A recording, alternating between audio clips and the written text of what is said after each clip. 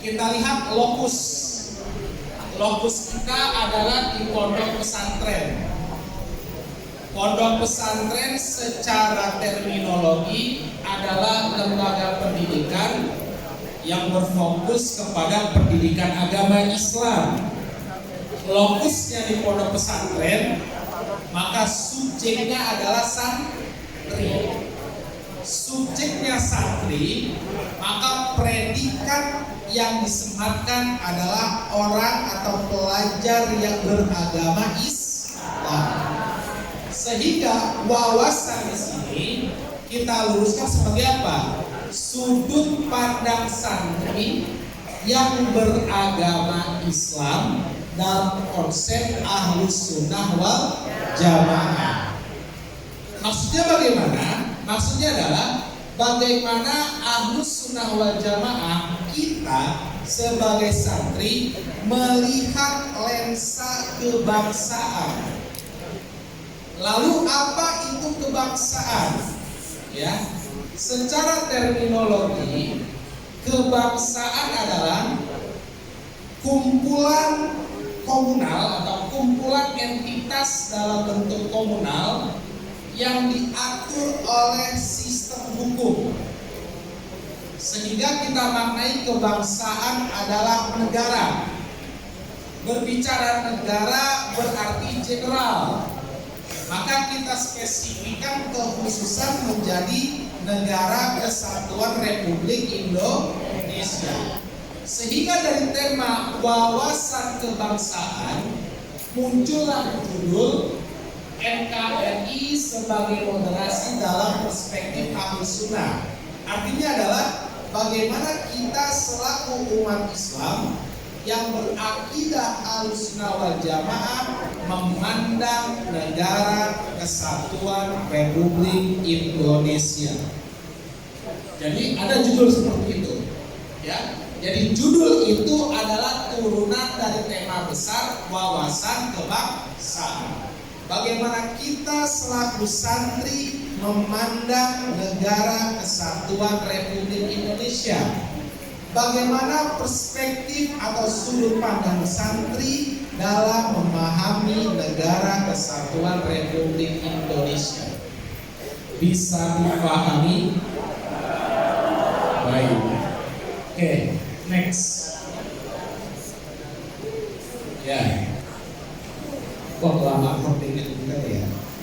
Baik, bismillahirrahmanirrahim. Timbul pertanyaan dari kita, ya, dari manakah, gitu ya, dasar berpikirnya terbentuk Negara Kesatuan Republik Indonesia?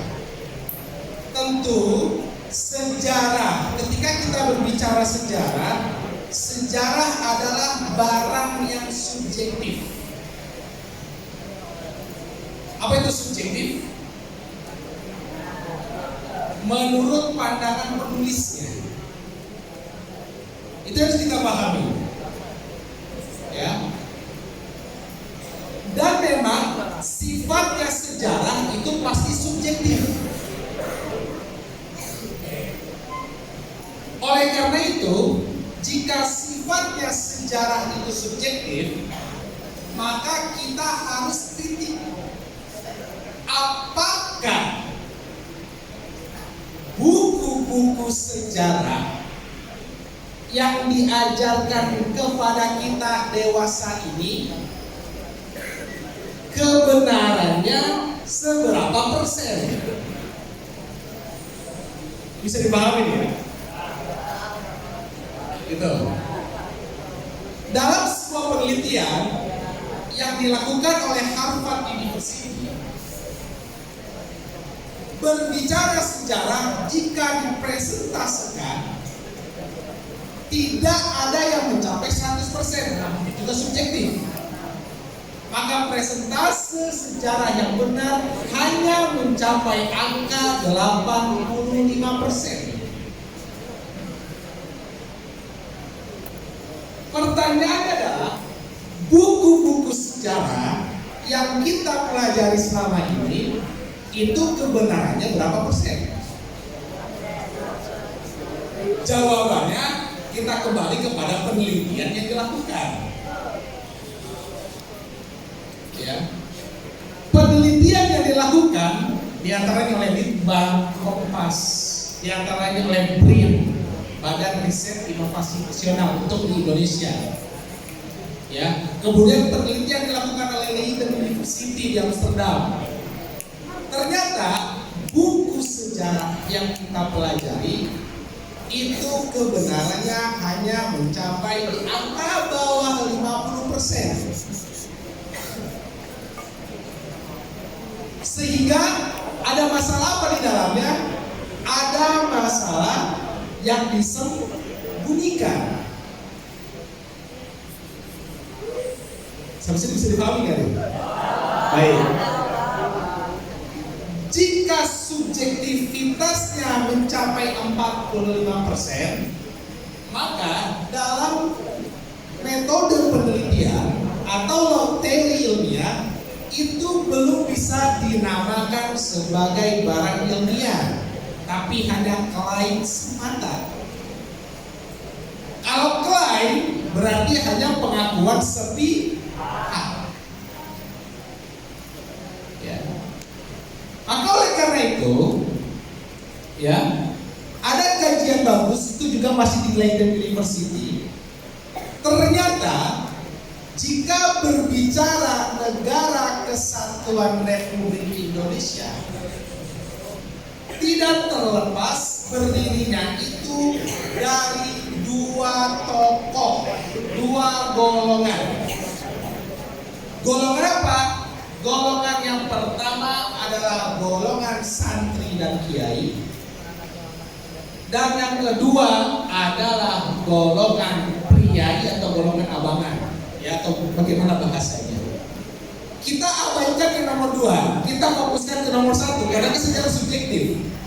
Kita fokuskan ke nomor satu, yaitu golongan kiai dan santri. Kenapa? Karena kita santri. Sangat sah karena kita secara berbicara sejarah. Ya.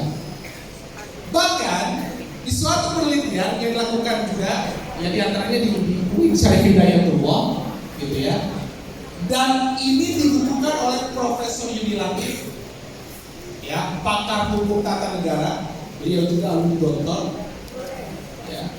Ditemukan bahwa pilar-pilar kebangsaan ini itu hasil basul masail para ulama. Bisa dipahami nih? Masih subjektif. Dan menurut Leiden University di Amsterdam, Belanda, kebenaran subjektivitasnya mencapai angka 67%.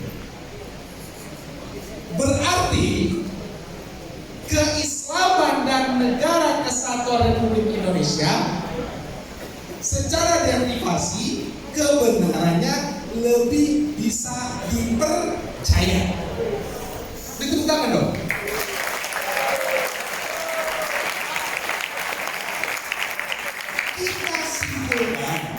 Kita simpulkan. Berarti ada dua tesis, dua temuan. Temuan yang satu 40% temuan sekian 60%. Maka kita simpulkan, kita sintesakan bahwasanya, ya, kita menjadi santri pada hakikatnya belajar agama, namun pada tataran praktisnya kitalah penjaga Negara Kesatuan Republik Indonesia.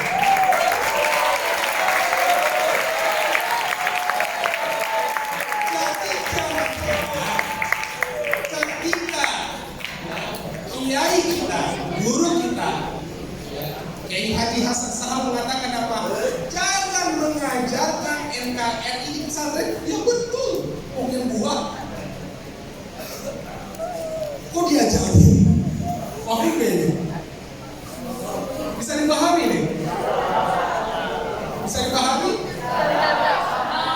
Sehingga ketika ada frasa mengatakan NKRI harga mati, Yang benar adalah NKRI harganya santri.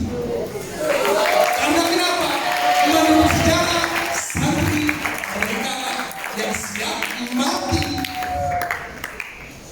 Santri itu adalah sejarah mereka yang siap mati.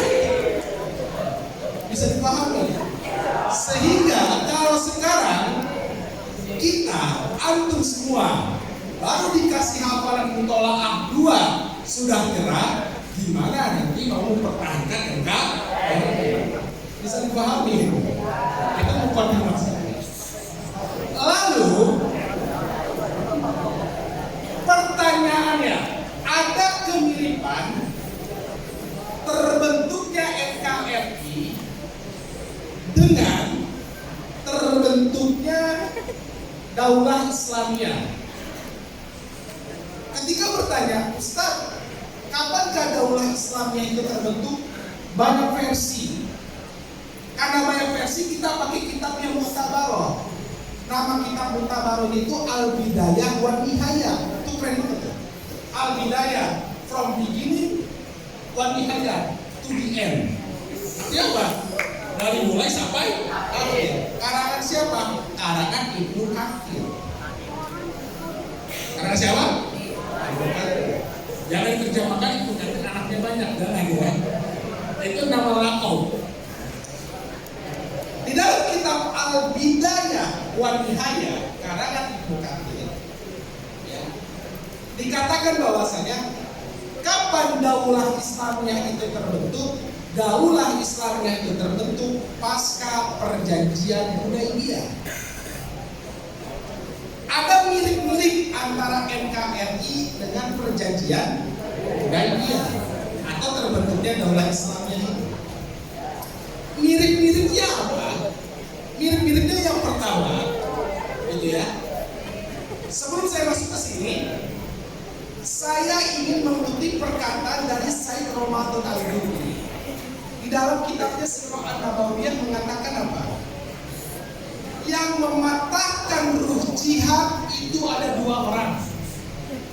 Yang pertama orang di luar Islam. Yang kedua orang Islam itu sendiri. Saya ulangi lagi. Kata Said Ramadan Al-Ghumri, Allahu yarham, mengatakan dalam kitab Sirah An-Nabawiyah, ya, yang mematahkan ruh jihad itu ada 2 kelompok. Kelompok yang pertama adalah orang di luar Islam. Wajar tidak? Wajar. Tapi yang kedua ini kurang ajarnya adalah orang Islam sendiri. Dengan diksi-diksinya apa? Dengan diksi-diksinya yang digunakan adalah Islam adalah agama yang toleran. Islam itu dicapai bukan karena peperangan. Kata Syekh Ramadan Al-Ghumri, itu salah. Apa? Salah. Terjadinya Fathu Makkah, gitu ya. Ada yang mengatakan, bahkan yang mentafsirkan, Fathu Makkah itu maknanya bukan penaklukan kota Mekah, tapi adalah diplomasi antara orang Islam dengan orang Yahudi Mekah saat itu, ya, sehingga tidak terjadi apa namanya diplomasi yang baik, sehingga terjadilah pertempuran. Tidak, Fathu Makkah ulama sudah sepakat. Fathu di sini maknanya ekspansi. Apa? Ekspansi. Maknanya ekspansi. Koloni. Ekspansi itu apa? Koloni itu apa? Maaf, menjajah. Jangan anti kata menjajah. Ingat, jangan anti kata menjajah. Ekspansi yang dilakukan oleh Islam, ya, itu adalah ekspansi yang paling manusiawi dibandingkan ekspansi negara-negara lain. Seperti Italia, bagaimana dia mengekspansi Afrika Utara, sebagaimana Jerman dia mengekspansi, sebagaimana Belanda, Spanyol, Portugal. Ekspansi ekspansi yang paling manusiawi atau koloni yang paling manusiawi adalah koloni yang dilakukan oleh umat Islam. Ciri-ciri koloni yang paling manusiawi apa? Sehingga di dalam fikih ada kata yang namanya kafir bin. Kata apa? Kafir yang di bawah perlindungan daulah Islam. Sekarang kita lihat mereka-mereka yang melakukan ekspansi, ya, yang dulu atau yang sekarang, katakan yang dilakukan oleh Israel. Apakah ada bawahan koloni mereka yang diberikan perlindungan oleh negara-negara itu? Jawabannya tidak ada. Kembali ke sini, ya. Saat itu, ketika kekuatan Islam hampir kalah, apa yang dilakukan oleh Rasulullah SAW? Melakukan serangan atau melakukan perperangan. Tatkala perperangan juga tidak menemukan solusi, maka yang dilakukan adalah diplomasi. Terciptalah perjanjian Hudaibiyah. Begitu juga Indonesia, ketika dijajah, mereka ingin merdekakan diri. Kira-kira diplomasi dulu atau perang dulu? Perang dulu. Siapa komandonya?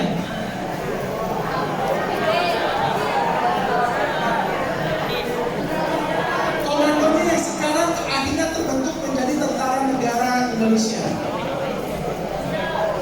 Hizbullah apa? Bukan Hizbullah, ya. Hizbullah apa namanya? PKI. Hizbullah on, apa? Hizbullah on. Tapi sebelum terbentuknya Hizbullah on, para ulama seluruh Indonesia, ya, diprakarsai oleh Kiai Haji Habibur Syekh, Kiai Haji Hasyim Asy'ari, ya, mengumpulkan seluruh para kiai dan santri untuk diadakan yang namanya resolusi jihad. Kita abaikan bermasalah, tapi kita lihat intinya. Intinya adalah yang pertama kali memperjuangkan itu justru dari kalangan kiai dan santri. Ketika tidak bertemu dengan titik temu, maka dilakukanlah diplomasi. Sampai sini bisa dipahami. Paham. Baik. Sehingga dari kisah tersebut tidaklah berlebihan jika kita kiaskan NKRI dengan perjanjian Hudaibiyah. Jadi ada kemiripan. Namun hari ini saya ingin mengajak kita berenung. Di dalam kitab Al-Bidayah wa Nihayah, ya, dalam pendirian daulah Islamiyah itu dikutip surat An-Nur ayat 55. Ini buat renungan untuk kita. A'udzubillahi minasyaitonirrajim. Bismillahirrahmanirrahim. Wa'adallahu alladziina aamanu minkum. Allah telah menjanjikan kepada siapa? Kepada orang-orang yang beriman di antara kalian. Daulah Islamiyah terbentuk karena di dalamnya ada kekuatan orang beriman. Siapa? Rasulullah dan para sahabat. NKRI terbentuk karena di dalamnya ada kekuatan orang-orang beriman. Siapa? Para kiai dan santri. Wa'adallahu alladziina aamanu minkum wa 'amilus shalihat. Allah telah menjanjikan kepada kalian Siapa orang-orang yang beriman di antara kalian dan beramal soleh? Apanya? La yastakhlifannahum. Ini uniknya. Sebagaimana kita ketahui dalam kaidah sorfiyah, ketika ada sulasi mujarrad ditambahkan sebelum papiilnya dengan alif sinta atau hamzah sinta, itu maknanya tolak. Itu la yastakhlifannahum, berarti diambil dari kata istakhlafa. Istakhlafa aslinya kholafa, maknanya bisa dua. Yang pertama membelakangi, yang kedua maknanya memimpin. Tapi uniknya istakhlafa di sini bukan tolabul khilafah, bukan nyari-nyari jabatan, tapi toh istakhlafa di sini menggunakan majas yang majas mursal, maknanya bukan tolim tapi jadi maklum. La yastakhlifannahum, maka Allah akan memberikan kepada mereka kekuasaan. Jadi berdirinya NKRI ini karena apa? Karena jasa-jasa orang yang beriman dan beramal soleh. Sehingga Pak Layas takhlifannahum, taukidnya ada dua, ada lam taukidnya dan ada lam taukid sakhilah. Di dalam kitab Jauharul Maknun, apabila taukidnya itu lebih satu, maka penekanannya itu maknanya pasti. Pasti Allah akan memberikan kepada mereka apa? Kekuasaan fil ardi, di muka bumi. Kama stakhlafal ladina min qablihim, sebagaimana Allah memberikan kekuasaan kepada mereka sebelum kalian. Ya.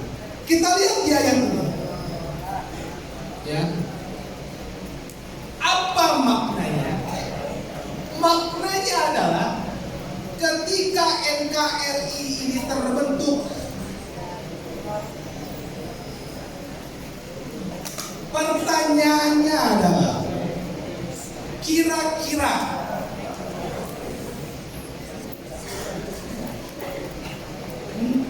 pimpinan Negara Kesatuan Republik Indonesia ini apakah sudah mempresentasikan ini?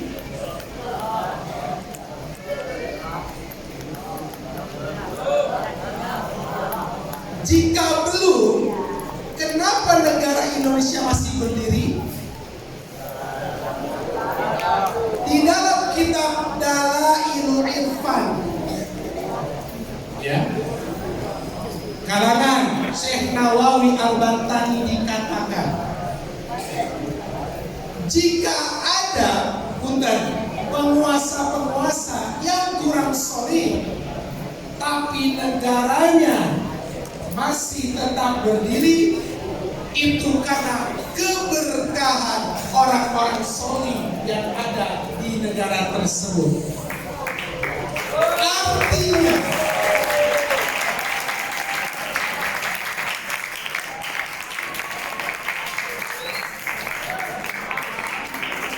representasi Islam adalah pesantren. Selama pesantren masih eksis di dunia ini, maka akan eksis juga Negara Kesatuan Republik Indonesia.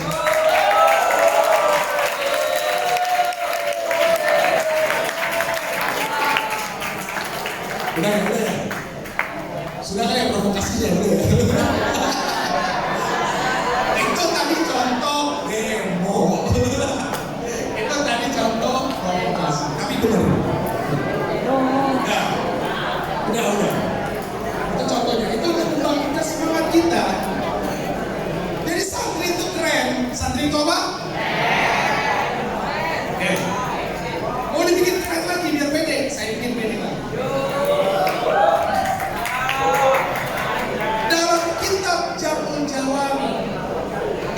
dengarkan.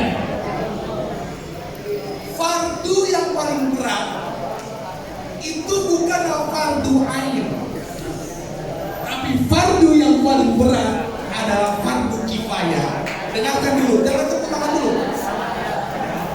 Klimaksnya belum nyampe klimaksnya. Sholat 5 waktu itu fardu ain. Puasa Ramadan itu fardu ain. Kewajibannya hanya individu. Sehingga kalau tidak melakukan DR dari Allah. Saya memahami.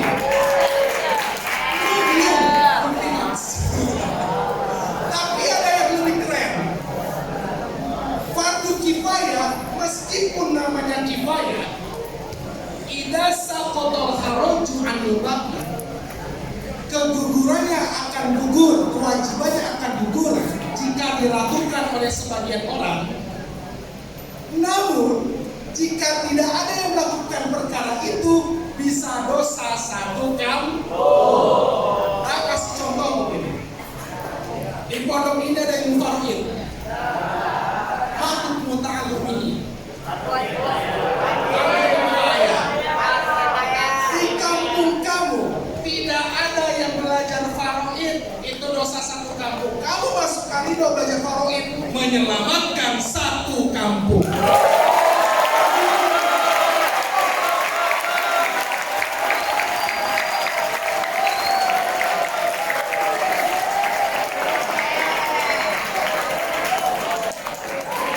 Jadi tidak perlu bercita-cita jadi Superman, tidak perlu bercita-cita jadi Aquaman, cukup bercita-cita jadi Santri-man.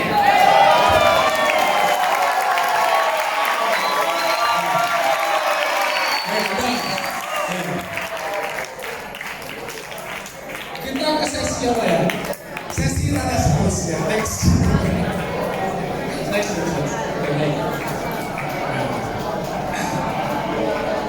Baik. Kutipan ini saya kutip, kemudian saya kembangkan. Dasar kitabnya adalah Al-Ahkam As-Sultaniyah karangan Imam Mawardi. Mengapa Ahlus Sunnah wal Jamaah kukuh menerima NKRI dan tidak bisa ditawar? Oke. Ini sebenarnya adalah kasus pelajaran kelas 5 kelas 6 sebenarnya. Ya. Kebetulan saya ngajar juga di kelas 5 kelas 6. Kebetulan juga konteksnya masuk dalam kitab Hidayatul Mujtahid. Sahih kan?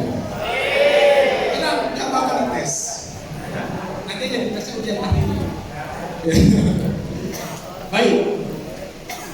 Sekarang kita pahami. Ketika mendengar kata syariah, kata apa? Syariah. Kira-kira kata syariah itu diwakili oleh fak ilmu apa dalam Islam? Saya ulangi lagi. Ilmu dalam Islam itu sumber atau ilmu besarnya ada 3. Yang pertama fikih, akidah, dan tasawuf. Jika tidak setuju kata tasawuf, kita ganti tazkiyatun nafsi. Jika masih tidak setuju dengan tazkiyatun nafsi, kita ganti menjadi namanya akhlak. Gitu ya. Ini biar ketemu. Misal, Mas Taufik apa? Wisdan. Misal Allah wisdan sebagai seorang santri beres acara ini berapi-api, saya sang penjaga NKRI melihat wah ini tidak sesuai dengan NKRI, akhirnya bercita-cita ingin mendirikan negara sendiri. Padahal konsep Ahlussunnah wal Jamaah ketika berada di sebuah negara itu harus kukuh menerima, tidak bisa ditawar dan tidak boleh ada cita-cita mendirikan. Gitu ya. Karena kenapa? Karena akan berbenturan dengan kepentingan orang banyak. Oke. Wisdom punya niat untuk mendirikan negara kesatuan Republik Indonesia S Syariah. kata syariah kira-kira nih, itu diwakili ilmu apa? Ilmu apa? Ilmu fikih. Alhamdulillah. Nyerap berarti ya. Diwakili ilmu apa? Itu kamu belajar Bidayatul Mujtahid ada berapa pendapat itu? Banyak kan? Banyak kan? Kalau ingin menegakkan apa? NKRI bersyariah, itu mau pakai fikih yang mana? Di Indonesia saja, secara garis besar, itu ada 3 fikih dalam mazhab Ahlussunnah. Ada yang bermadzhab Syafi'i, ada yang bermadzhab Hanafi, bahkan ada sebagian ada yang bermadzhab Hanafi. Maliki tidak ada perbedaan. Ya, sehingga ya, untuk pendirikan negara baru yang diinovatkan ya, dengan hal yang baru atau syariah itu akan bertentangan dengan kepentingan orang banyak. Bisa dipahami sampai sini? Paham tuh? Maka dalam hal ini Ahlussunnah wal Jamaah harus kukuh menerima negara di mana dia tinggal. Ya. Karena kenapa? Menurut Ahlussunnah wal Jamaah kedaulatan NKRI adalah sah. Ketika kita berbicara sah, maka syarat apa yang harus ditempuh untuk keabsahan sebuah negara? Yang pertama, sebuah negara harus punya teritori. Indonesia punya teritori tidak? Disebut negara kesatuan Republik Indonesia dari Sabang sampai. Yang kedua, selain punya teritori, mempunyai hukum, sistem hukum. Indonesia punya sistem hukum tidak? Yang ketiga, mempunyai pusat ekonomi. Indonesia punya pusat ekonomi tidak? Sah tidak dari negara? Bisa dipahami? Paham itu? Maka jika ada orang yang ingin mengganti negara kesatuan Republik Indonesia, dia disebut dengan namanya bugot dalam fikih apa? Bugot apa? Bugot. Bugot itu artinya adalah mengkudeta. Kemudian, bagaimana dengan ide bentuk negara baru? Ahlussunnah wal Jamaah menyatakan bahwa NKRI merupakan suatu bentuk negara yang final dan harus dipertahankan serta terus dilestarikan. Kenapa disebut final? Karena muasisnya itu adalah dari golongan kita. Siapa? Kiai dan santri. Maka oleh karena itu saya mengajak kepada santri atau kita semua, jika kita benar-benar cinta kepada NKRI, ingat yang mendirikan NKRI ini adalah kiai dan santri. Maka oleh karena itu buktikan kita harus bisa berkualitas. Apa? Berkualitas. Arilo berkualitas. Baik, next.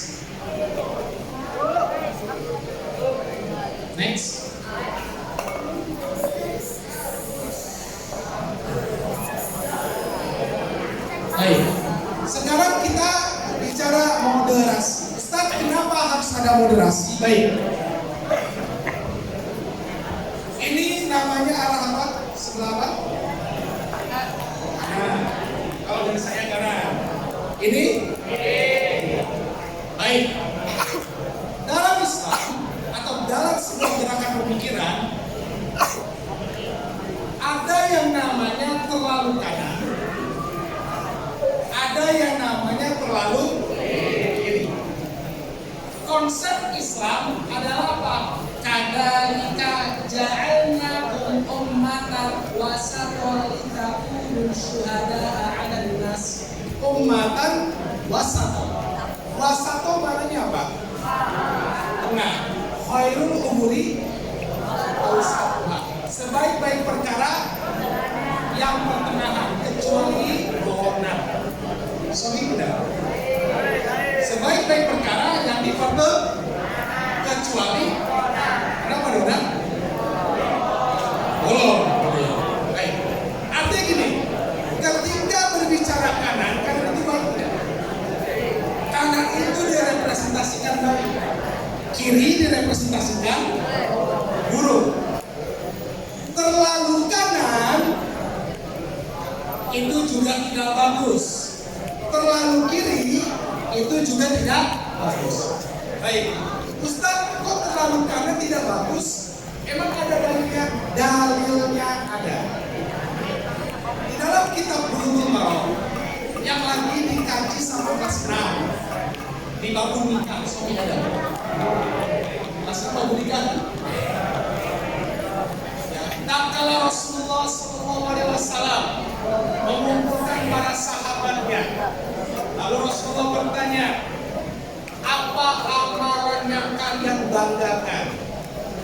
Sahabat yang pertama menjawab, ya Rasulullah, apa? Masih ingat kelas yang pertama apa? Tidak makan, apa? Berpuasa dan tidak berbuka. Kata sahabat yang pertama. Kata sahabat yang kedua, apa kata sahabat yang kedua? Ya, beribadah setiap waktu. Jadi waktunya digunakan untuk apa? Sholat terus. Yang ketiga, tidak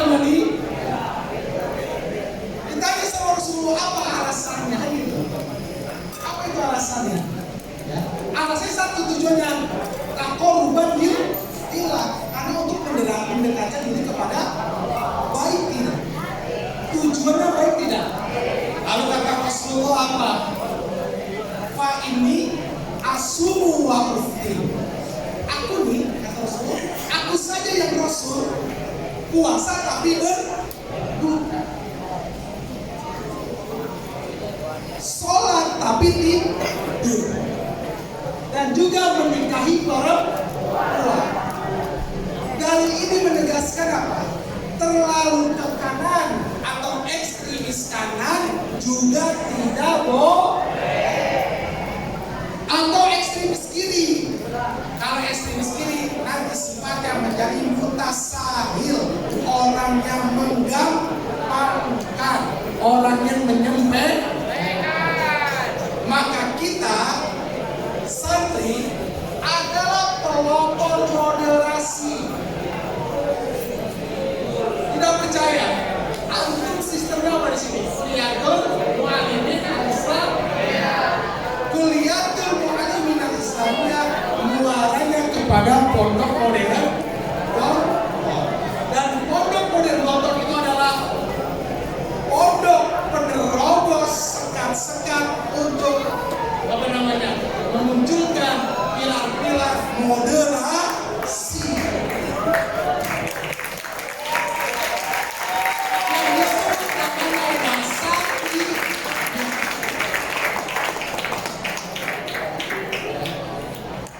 Jadi aku masuk ke sini itu sudah mutabaroh, sudah muktamad.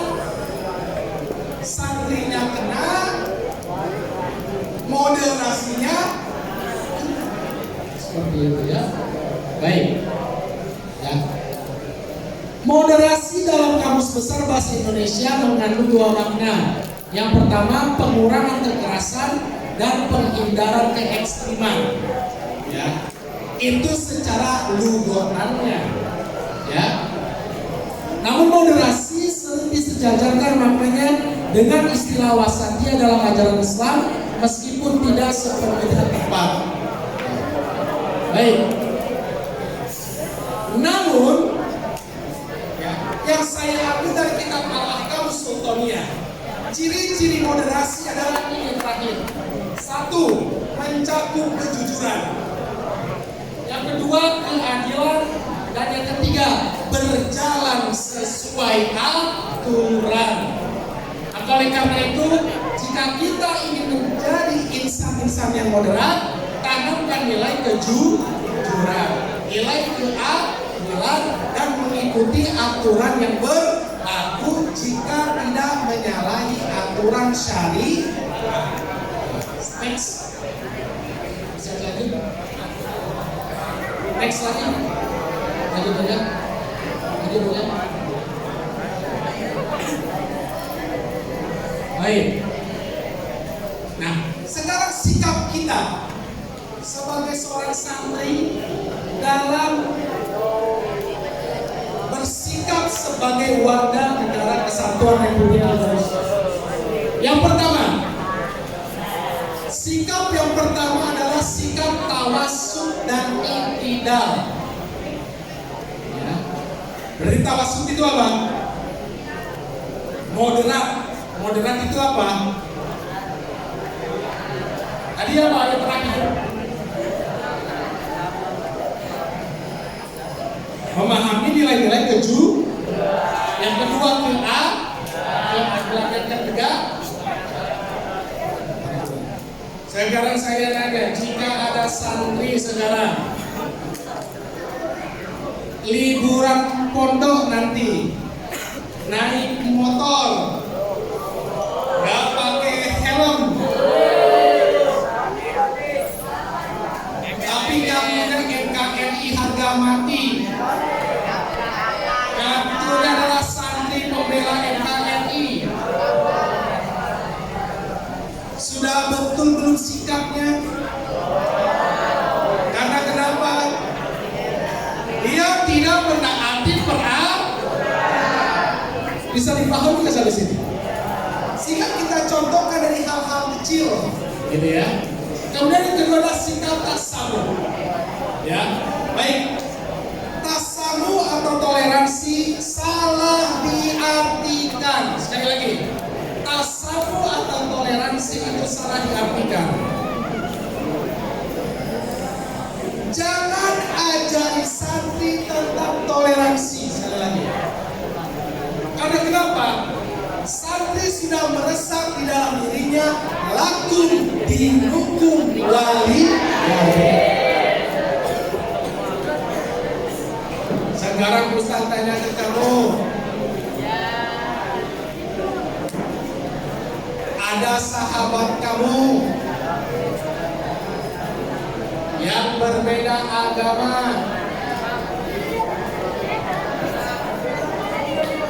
apakah kamu wajib mengucapkan selamat hari rayanya? Dengan tidak mengucapkan selamat hari rayanya, itu the real tolerance, benar-benar toleransi. Karena kenapa? Lakum dinukum wali. Karena dalam agama saya itu dilarang. Jadi toleransi adalah fokus menjalankan agama sendiri. Sampai sini bisa dipahami tidak? Tanpa mengusik agama orang. Fahimtum? Arti kita pahami tasamu atau toleransi, sikap kita sebagai santri dengan apa? Belajar sungguh-sungguh dengan ilmu yang kita dapatkan di pesantren ini, sehingga kita tidak toleransi kebablasan. Bisa dipahami? Baik. Terus yang ketiga tawazun, sikap seimbang. Pondok Arindo ini kurang apa tawazunnya? Coba sekarang saya nanya ke antum, pelajaran agama di sini berapa persen? Kurang. Berapa persen? Pelajaran umumnya berapa persen? Life skillnya berapa persen? Soft skillnya berapa persen? Ya sudah kurang tawazun. Paham tuh? Dan yang terakhir adalah amar ma'ruf nahi munkar. Jadi justru ketika kita menjadi santri sebagai penjaga negara ini, ya, gelisah ketika melihat kemungkaran yang terjadi. Apa? Gelisah ketika melihat kemungkaran yang terjadi. Baik. Mungkin itu saja. Baik, mungkin itu saja. Saya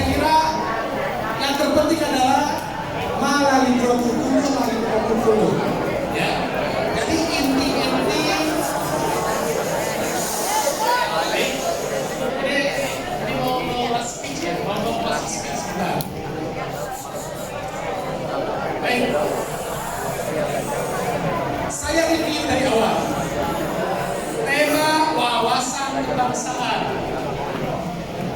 Diturunkan judulnya adalah pandangan santri atau pandangan Islam atau pandangan Ahlussunnah wal Jamaah terhadap Negara Kesatuan Republik Indonesia. Negara Kesatuan Republik Indonesia itu bisa dianalogikan dengan perjanjian Hudaibiyah. Ya. Kemudian perjanjian Hudaibiyah atau kata Hudaibiyah itu diambil dari kata telaga. Ya, nanti bisa dilihat lagi di slide-nya. Kemudian selanjutnya, gitu ya, santri itu adalah orang yang moderat. Apa yang maksud dengan moderat? Menjaga kejujuran, keadilan, dan yang ketiga menaati segala peraturan jika tidak melanggar syariat.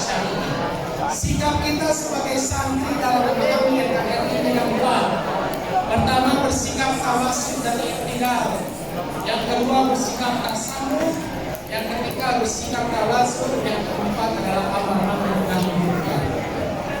Mungkin itu saja apa yang dapat saya sampaikan. Dan yang saya yakin apa yang saya sampaikan ini masih banyak kurangnya. Dan kemungkinan masih ada kemungkinan fabrikasi data. Oleh karena ini untuk dipastikan data-data yang sampaikan. Dan mohon maaf apabila ada kesalahan. Seluruh kesalahan kekirakan itu sumbernya dari saya dan kebenarannya hanya Allah dan Allah.